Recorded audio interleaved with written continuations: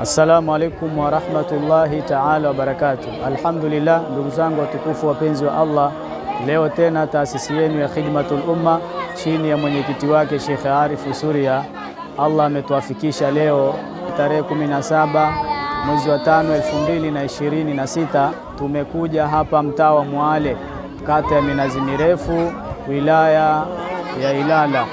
Allah ametuafikisha leo ndugu zangu watukufu wapenzi wa Allah kuja kugawa chakula hiki, na hii ni juhudi ya taasisi yetu ya Khidmatul Umma katika mwendelezo wa kuhudumia jamii.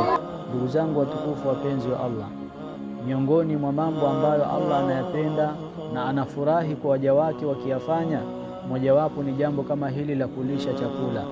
Yapo mengi na mengi, lakini Allah subhanahu wa ta'ala pale ambapo anakujalia wasaa kusaidia jamii ama kutoa kuwasaidia wale wenye uhitaji, basi toa pasi na kuangalia ni kidogo, toa ni kikubwa, toa kwa ajili ya Allah.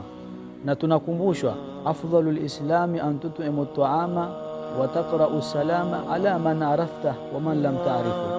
Katika Uislamu ulio bora ni kulisha chakula na kutoa salamu kwa yule ambaye unamjua na yule ambaye usiyemjua. Allah subhanahu wa ta'ala anatukumbusha sana katika swala zima la kutoa vile ambavyo anaturuzuku.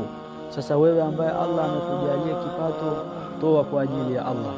Tunaambiwa man at'ama ja'i'a at'amahu Allahu min thimari aljanna, atakayemlisha yule mwenye njaa, Allah atakulisha wewe kutokana na matunda peponi. Angalia faida kubwa inayopatikana katika juhudi hii ya kutoa.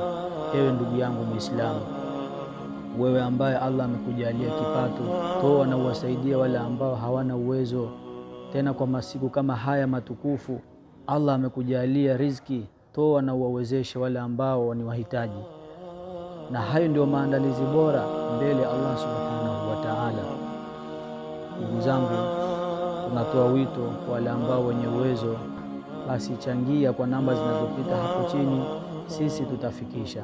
Jazakumullahu khair wa asan jaza fi darain. Shukran.